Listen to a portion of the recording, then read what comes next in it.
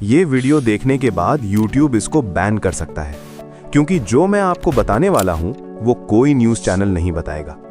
Russia ने एक चीज़ India को दी जो अमेरिका भी नहीं दे सकता था, और इंडिया ने वो चीज़ यूक्रेन को बेच दी सीधा, चुपके, बिना किसी को बताए। ये डिप्लोमेसी नहीं है, ये जीनियस मूव है भारत के प्रधानमंत्री का, जो शायद आपने नोटिस ही नहीं किया। समझते हैं पहले सिचुएशन को। फरवरी 2022 में रशिया ने यूक्रेन पर फुल स्केल इन्वेजन किया। 2023 से इजराइल गाजा वॉर शुरू हुई। साउथ चाइना सी में टेंशन बढ़ रहा है। अमेरिका और चाइना के बीच ट्रेड वॉर चल रहा है, यानी दुनिया के 4 कॉर्नर्स पर आग लगी है। हर बड़े देश को चूज करना पड़ा किसका साइड लेना है। फ्रांस ने यूक्रेन का साथ दिया, चाइना ने रशिया को सपोर्ट किया, अमेरिका ने सैंक्शंस लगाए, और इंडिया ने कहा हम किसी के साइड नहीं। बाहर से देखने पर यह वीक लगता है, अंदर से देखो ये मास्टर स्ट्रोक है। 2022 से पहले इंडिया सिर्फ 0.2% क्रूड ऑयल रशिया से लेता था, आज 40% से ज्यादा। रशिया पर वेस्टर्न सैंक्शंस थे, रशिया को बायर्स नहीं मिल रहे थे, तो रशिया ने इंडिया को दिया हेविली डिस्काउंटेड ऑयल। इंडिया ने वो ऑयल खरीदा, अपनी रिफाइनरीज में प्रोसेस किया, और उसका रिफाइंड डीजल यूक्रेन को बेचा, और उसी का कुछ हिस्सा यूरोप और अमेरिका को भी। एक तरफ रशिया से सस्ता खरीदो, दूसरी तरफ दुश्मनों को महंगा बेचो, तीसरी तरफ न्यूट्रलिटी का लेबल लगाए रखो। इंडिया रशिया का बायलैटरल ट्रेड वॉर से पहले था $12 बिलियन, 2023 में पहुंच गया $65 बिलियन। अमेरिका ने नोटिस किया, टैरिफ्स लगाए, 25% एक्स्ट्रा ड्यूटी। यूरोप ने कंप्लेन की, यूक्रेन ने क्रिटिसिज्म की, और इंडिया ने कहा यह हमारी स्ट्रेटेजिक ऑटोनॉमी है। जब दोनों साइड से पैसा आए तो क्रिटिक कौन है, पार्टनर कौन है। जुलाई 2024 मोदी गए मॉस्को, पुतिन से गले मिले। उसी दिन रशियन मिसाइल्स ने कीव के एक चिल्ड्रंस हॉस्पिटल पर अटैक किया। यूक्रेन के प्रेसिडेंट ज़ेलेंस्की ने इसे डेविस्टेटिंग ब्लो टू पीस कहा। अगस्त 2024 मोदी गए कीव, ज़ेलेंस्की से मिले। पहले इंडियन पीएम थे जो इंडिपेंडेंट यूक्रेन गए। दिसंबर 2025 पुतिन आए इंडिया, न्यू दिल्ली में समिट हुई।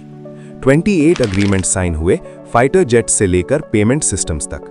सितंबर 2025 ट्रंप ने मोदी को बर्थडे कॉल किया, कहा मोदी पीस एफर्ट्स में हेल्प कर रहे हैं। अगले ही दिन मोदी ने पुतिन से भी कॉल पर बात की।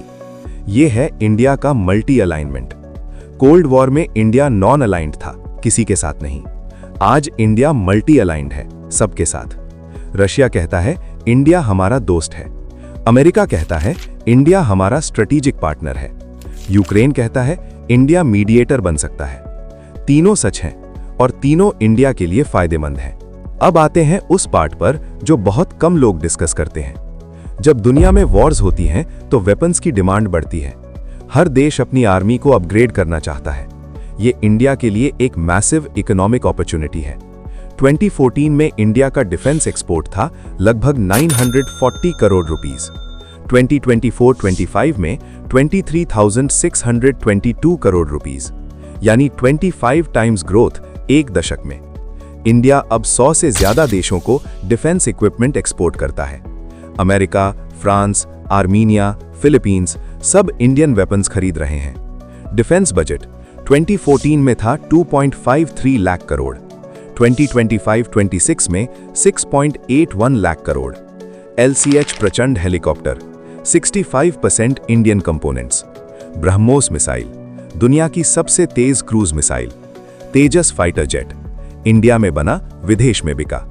टारगेट है 2029 तक 50,000 करोड़ का डिफेंस एक्सपोर्ट। जब दुनिया हथियार खरीदती है, इंडिया बेचने वाला बनना चाहता है। इंपोर्टर से एक्सपोर्टर का ये सफर, यही असली गेम है। तो अब सवाल ये है, आप और हम इस सिचुएशन में कहां हैं? यूपी और तमिलनाडु में बन रहे डिफेंस इंडस्ट्रियल कॉरिडोर्स, इनमें 9,000 करोड़ से ज्यादा का इन्वेस्टमेंट आ चुका है। 52,000 से ज्यादा जॉब्स क्रिएट होने वाली हैं। IDEX प्रोग्राम डिफेंस स्टार्टअप्स को फंड करता है। 619 स्टार्टअप्स और MSMEs इसमें पार्टिसिपेट कर चुके हैं। 2016 में स्टार्टअप फंडिंग थी 27 करोड़, 2025 में 1,653 करोड़। अगर आप इंजीनियर हो, एंटरप्रेन्योर हो, स्टूडेंट हो, defence tech, AI, drones, cyber security, ये सेक्टर्स अभी बूम पर हैं। ये वो टाइम है जब दुनिया अनस्टेबल है और इंडिया के लिए स्टेबिलिटी एक कंपेटिटिव एडवांटेज बन गई है। बड़ी पावर्स एक दूसरे से लड़ रही हैं। इंडिया उनके बीच ब्रिज बनकर बिजनेस कर रहा है। इंडिया की फॉरेन पॉलिसी परफेक्ट नहीं है। इसके क्रिटिक्स हैं, कॉन्ट्रडिक्शंस हैं, प्रेशर्स हैं।